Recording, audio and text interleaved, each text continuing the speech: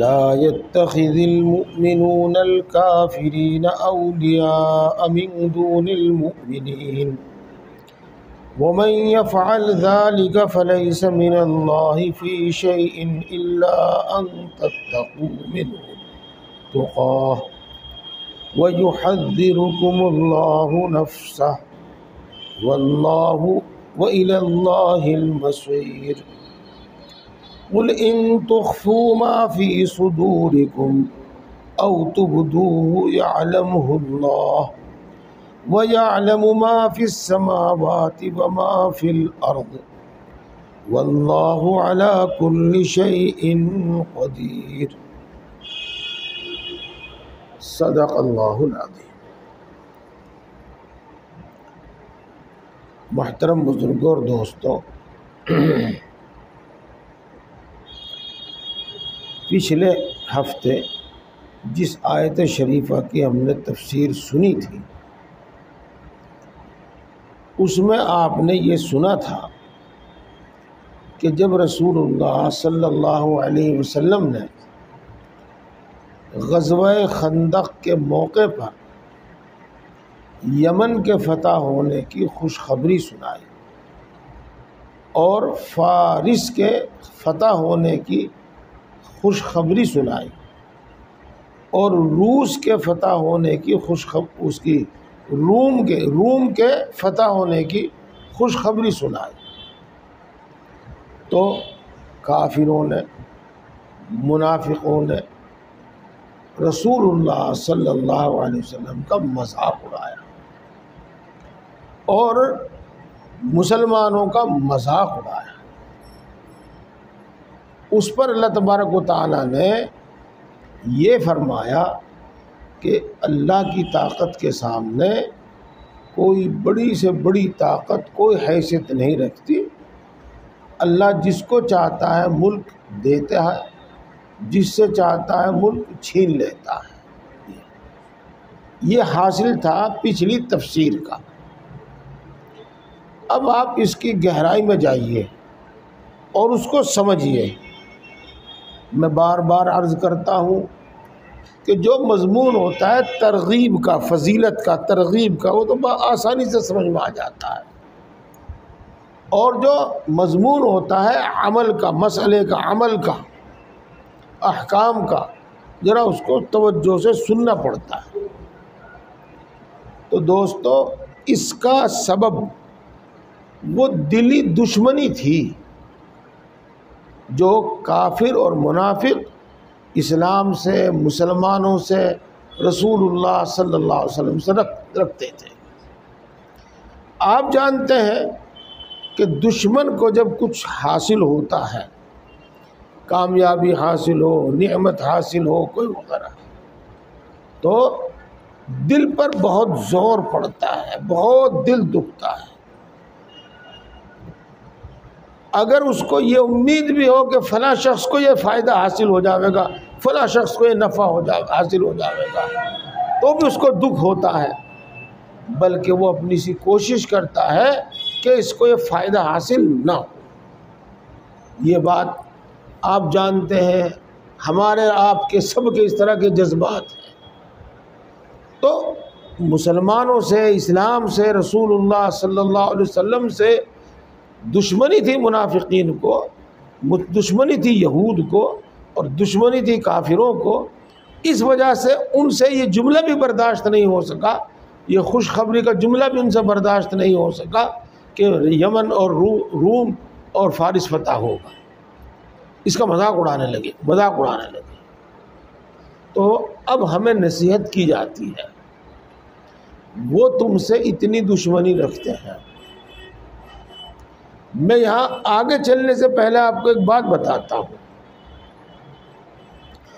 قرآن پاک میں جو بیان کیا گیا ہے وہ ہمیشہ ہمیش کی سچائی، ہمیشہ ہمیش کی حقیقت ہے، پچھلی بھی، موجودہ بھی اور اگلی بھی۔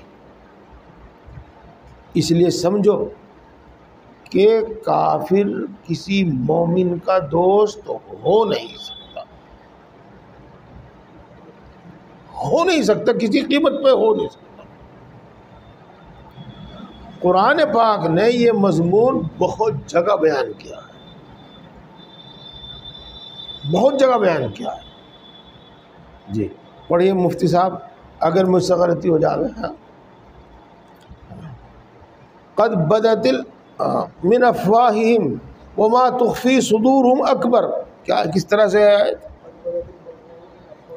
ہاں یوں کہتے ہیں کہ ان کی دشمنی جو ہے نا ان کی زبان سے ظاہر ہے، وہ تم سے کتنی دشمنی رکھتے ہیں وہ ان کی باتوں سے ظاہر ہے، اور یہ ان کی زبان سے ان کی باتوں سے جو ظاہر ہو رہا ہے وہ تو وہ ہے جو غیر اختیاری طور پر ان سے نکل رہا ہے، چھپاتے چھپاتے بھی نکل رہا ہے، اور دل کے اندر وہ جو کیا چھپائے ہوئے ہیں وہ تو بہت بڑا ہے۔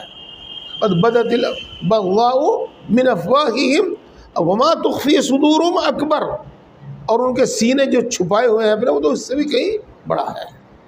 جی ہاں، اور وہ کبھی تم سے خوش نہیں ہو سکتے، وہ یہ تمنا رکھتے ہیں کہ تم کافر ہو جاؤ، وَوَدُّوا لَوْ تَكْفُرُونَ۔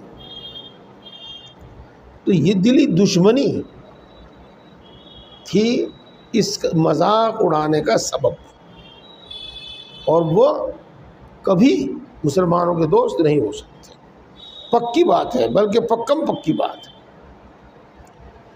اسی بنا پر اللہ تبارک و تعالیٰ نے ایک یہ آیت شریفہ اور اسی طرح کی اسی مضمون سے ملتی جلتی 5 آیتیں اور ہیں، ان سب میں اللہ نے ہمیں ایک حکم دیا ہے، اور وہ حکم یہ ہے کہ کوئی مومن کوئی مسلمان کسی کافر سے دلی دوستی کبھی نہ کرے اور دلی دوستی کبھی نہ رکھے۔ یہ حکم اللہ تبارک و تعالیٰ نے 6 جگہ دیا ہے، ایک یہ ہے، 5 آیتیں اور ہیں یہ۔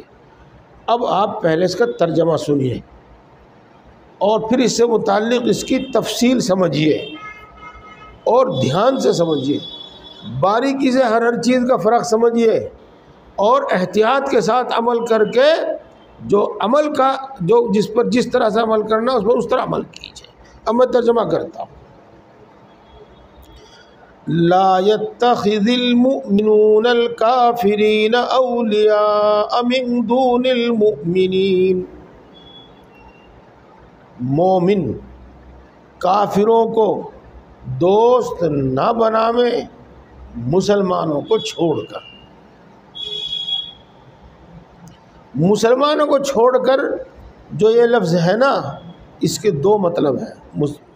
مطلب ایک یہ کہ بعض آدمی چاہے وہ اپنے ایمان کی کمزوری کی وجہ سے، جہالت کی بنا پر یا اپنے مفاد کی بنا پر نہ مسلمانوں میں اٹھتا بیٹھتا، نہ مسلمانوں سے دوستی رکھتا، اس کے سارا اٹھنا بیٹھنا دوستی سب کچھ جو کافروں سے ہے، یعنی مسلمانوں کو بالکل چھوڑ کر کافروں کے ساتھ اس کو دوستی، اور فخر کرتے ہیں اس پر، بڑے بڑے لوگوں سے ہمارے تعلقات ہیں، اپنوں سے نہیں دوسروں سے بھی بڑے تعلقات ہیں، فخر کرتے ہیں اس پر یہ۔ اور ایک دوسری صورت یہ ہے کہ وہ مومنوں سے بھی تعلق رکھتا ہے، دوستی رکھتا ہے، اور کافروں سے بھی دوستی رکھتا ہے۔ تو بہرحال مسلمانوں سے بالکل دوستی نہ رکھے، کافروں سے دوستی رکھے، اس کی بھی ممانعت ہے، اور مسلمانوں سے دوستی رکھے اور کافروں سے بھی دوستی رکھے، اس کی بھی ممانعت ہے۔ یہ مطلب ہے من دون المؤمنین۔ میں اس کا مطلب ابھی آپ کو اور بتاؤں گا، اب ترجمہ کرنا ہوگا۔ الا ان، اچھا، ومن يفعل ذلك فليس من الله في شيء، اس پر غور کرنا، اس اگلے جملے پر جو ترجمہ کروں گا میں۔ اور جو شخص ایسا کرے گا، کیسا کرے گا؟ مومنوں کو چھوڑ کر کافروں سے دوستی کرے گا، اس کا اللہ سے کوئی تعلق نہیں ہے۔ وَمَن يَفْعَلْ ذَلِكَ فَلَيْسَ مِنَ اللَّهِ فِي شَيْءٍ، اس کا اللہ سے کوئی تعلق نہیں۔ بات تو صاف ہے بالکل، کوئی سی مطلب نہیں۔ میں آپ سے ایک سوال کرتا ہوں، آپ اس کا سوچئے، جواب سوچئے۔ آگ پانی کبھی ایک ہو سکتا ہے؟ نہیں ہو سکتا۔ خشکی تری ایک نہیں ہو سکتی، رات دن ایک نہیں ہو سکتا۔ تو توحید اور شرک، ایک خدا ماننا، چند خداؤں کو ماننا، یہ دونوں ایک ساتھ کیسا ہو سکتا ہے؟ اللہ کے رسول کو ماننا، اللہ کے رسول کو جھٹلانا، قرآن کو ماننا اور قرآن کو جھٹلانا، یہ دونوں ایک کیسے ہو سکتا ہے؟ یہ ایک بات۔ دوسری بات یہ، جو شخص اللہ کی توحید کو نہ مانے اور اللہ کی ذات میں شرک کرے، ہم اسے کیسے گوارا کر لیں؟ اللہ کے رسول کو جھٹلاوے، صرف جھٹلاوے ہی اور کچھ نہ کرے، ہم کیسے گوارا کریں گے اس کو؟ اور اگر جھٹلانے کے ساتھ ساتھ وہ ان کی شان میں، ان کی بیویوں کی شان میں، ان کی اولاد کی شان میں، ان کے صحابہ کی شان میں گستاخی کرے، ہم کیسے برداشت کر لیں؟ یہ بات اس سے آگے بڑھے۔ اسی طریقے سے جو شخص قرآن پاک کو جھٹلاوے، قرآن کے حکام کو غلط بتلاوے، ہم یہ بات کیسے سن سکتے ہیں؟ اس کی کیسے برداشت کر سکتے ہیں اس کو؟ یہ اور دوستی جب ہوگی بھی سب کچھ برداشت کرنا پڑے گا، پھر سب کچھ سننا پڑے گا، سب کچھ سہنا پڑے گا، یہ پکی بات ہے۔ اسی لیے اللہ نے کہا وَمَن يَفْعَلْ ذَلِكَ فَلَيْسَ مِنَ اللَّهِ فِي شَيْءٍ، جو شخص ایسا کرے گا تو اس کا اللہ سے کوئی تعلق نہیں ہے۔ إِلَّا أَن تَتَّقُوا مِنْهُمْ تُقَاةً، ہاں اگر تم ان کے شر سے بچنے کے واسطے کچھ ظاہری تعلق رکھو تو رکھ سکتے ہو۔ وَيُحَذِّرُكُمُ اللَّهُ نَفْسَهُ، اللہ تبارک و تعالیٰ تم کو ڈراتا ہے، اللہ تبارک و تعالیٰ تم کو آگاہ کرتا ہے۔ وَإِلَى اللَّهِ الْمَصِيرُ، اور اللہ ہی کی طرف لوٹنا ہے، سب کو اللہ ہی کے پاس ایک دن لوٹ کر جانا ہے۔ یہ بات مضمون آپ کو اچھی طرح سمجھ میں آ گیا۔ اب آپ اس کی تفصیل سمجھیے تھوڑی سی۔ دوستو، ایک عمل ہے جس کو عربی میں کہتے ہیں مدارات، جس کا حاصل یہ ہے کہ نرم مزاجی اور خوش اخلاقی سے کسی کے ساتھ پیش آنا، نرمی سے، خوش اخلاقی سے کسی کے ساتھ پیش آنا، تو اس کی سب کے ساتھ اجازت ہے، مومنوں کے ساتھ بھی، کافروں کے ساتھ بھی، منافقین کے ساتھ بھی۔ یہ اس کے بعد ایک چیز ہوتی ہے جس کو کہتے ہیں مواسات، ہمدردی۔ ہمدردی کا کیا مطلب ہوتا ہے؟ ہمدردی کا مطلب یہ ہوتا ہے وہ کسی دکھ میں مبتلا ہے، کسی تکلیف میں مبتلا ہے، کسی پریشانی میں ہے، اور ہم اس کی کوئی مدد کر سکتے ہیں۔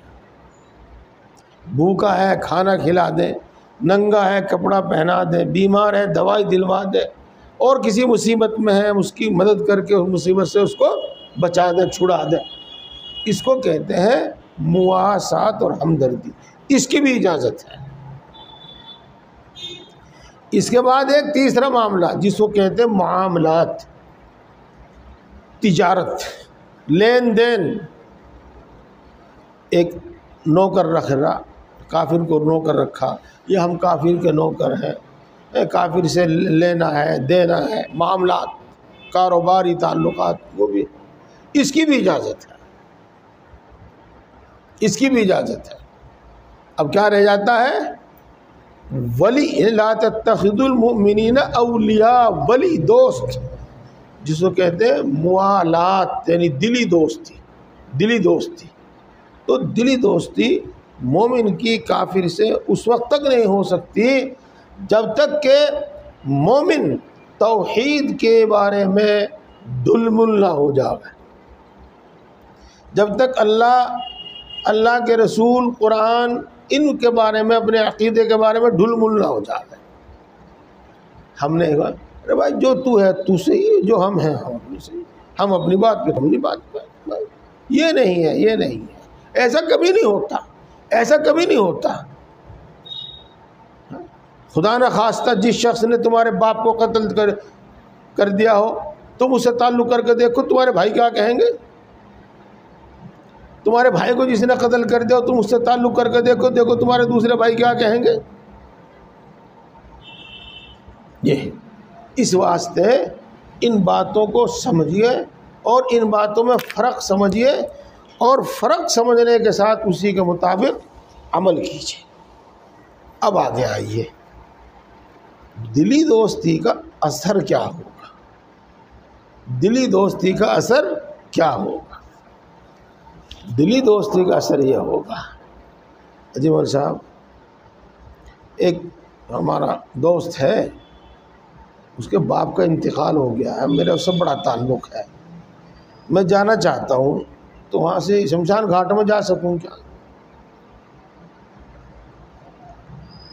جی وہ آیا تھا ہمارے باپ کو موقع میں بھی جا سکتا ہوں کیا؟ ارتھی بھی اٹھا سکتا ہوں کیا؟ یہاں تک نوبت پہنچتی ہے۔ کہاں نوبت پہنچتی ہے؟ اجی کوئی بات نہیں، ہم تمہاری عید میں شریک ہوتے ہیں، تم ہماری ہولی میں شریک۔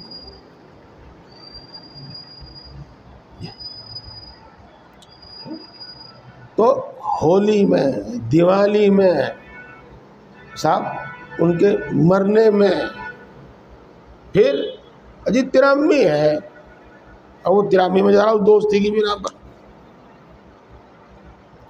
اس کا اثر یہ ہوتا ہے چونکہ ہمارے اندر نفس بھی ہے، ہمارے اندر شیطان بھی ہے، اور ہمارے اندر جہالت بھی ہے۔ جو ہماری اچھی چیزیں ہیں ان کا تعلق ہے علم سے، عقل سے۔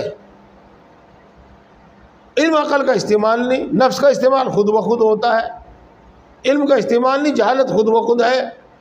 اپنی وہ اچھی چیزیں چھوڑ کر ہم وہ چیزیں لے لیتے ہیں۔ ساری ہمارے اندر جو ہندوانہ رسمیں آئی ہیں، غیر قوموں کی رسمیں آئی ہیں، وہ اسی بنا پر آئی ہیں، اس دوستی اور موالات کی بنا پر ہی آئی ہے۔ تو اس واسطے اس آیت شریفہ کا جو مضمون ہے اس کو آپ خوب اچھی طرح سمجھیں، خوب اچھی طرح سمجھیں۔ اجی میں وہاں گیا تھا جی، میرا دوست ہے، میں ان کے گھر چلا گیا، اس کی ماں نے اپنے بیٹے کے بھی وہ ٹکا لگایا اور میرے بھی لگا دیا تلک، اور میرا بھی لگا دیا جی۔ واہ واہ سبحان اللہ، یہ تو کفر کی بالکل علامت ہے، شعار ہے اس کا، ان کا۔ تو یہ میں نے آپ کو چند مثالیں دی ہیں، اور اس سے آگے تک کہاں نوبت پہنچے گی؟ اجی میں نے بہن بنا رکھی، وہ آئی تھی راکھی باندھنے کے لیے، ذرا وہاں سے 500 روپے پہنچانے ہیں۔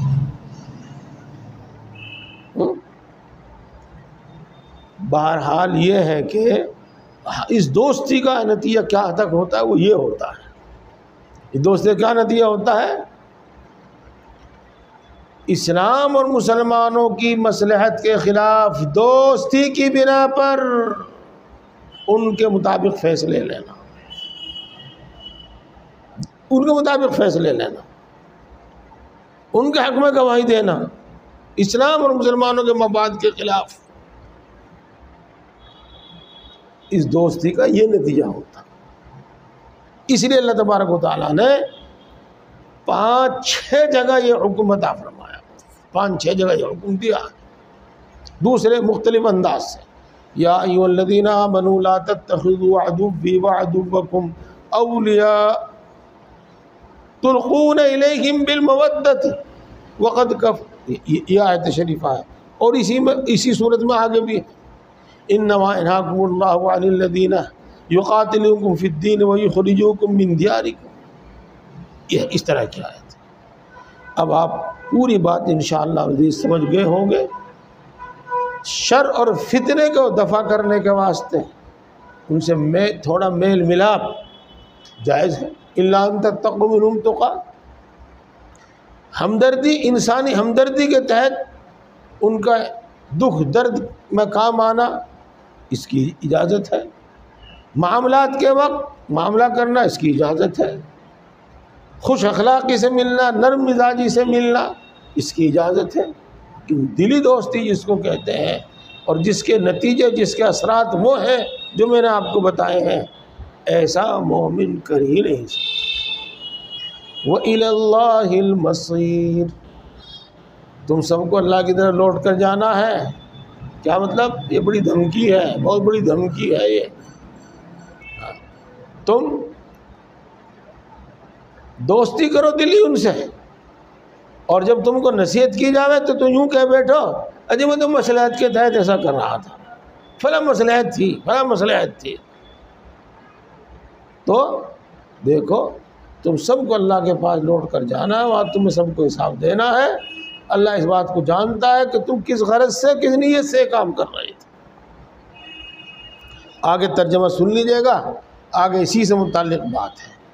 قل ان تخفوا ما فی صدورکم او تبدوه یعلمہ اللہ، آپ فرما دیجیے گا تم اس کو جو تمہارے سینوں میں ہے چھپاؤ، یا تم اس کو ظاہر کرو. تم ظاہر کرتے ہو تب بھی اور چھپاتے ہو تب بھی اللہ اس کو جانتا ہے. دل کو، بھید کو اور دلوں کے راز کو سب کو جانتا ہے، ظاہری چھپی ہر چیز کو جانتا ہے. اب تم دل کے اندر کیا رکھتے ہو،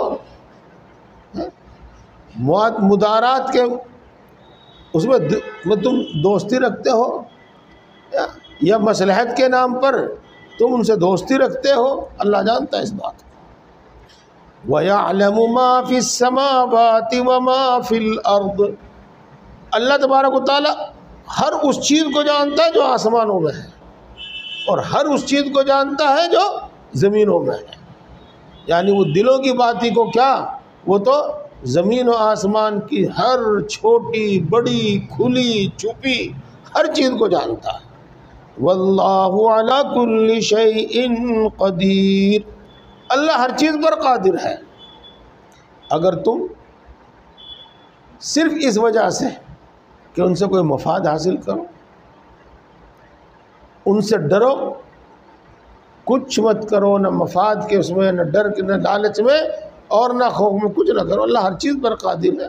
تم جب اللہ کے حکام پر ثابت قدم رہو گے تو اللہ تبارک و تعالی تمہیں ان کا محتاج ہی نہیں کرے گا. یوم تجد کل نفس ما عملت من خیر محضرا وما عملت من سوء،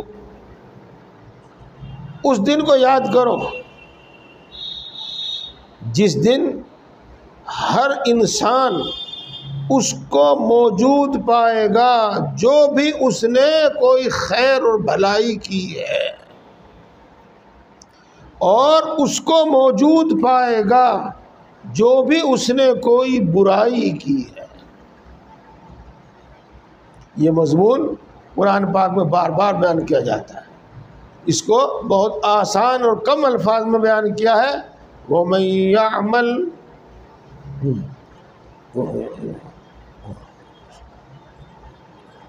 کیا ہے، شرًا یرا خیرًا یرا،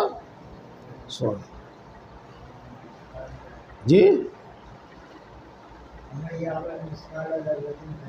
وَمَن يَعْمَلْ مِثْقَالَ ذَرَّةٍ خَيْرًا يَرَهُ وَمَن يَعْمَلْ مِثْقَالَ ذَرَّةٍ شَرًّا يَرَهُ.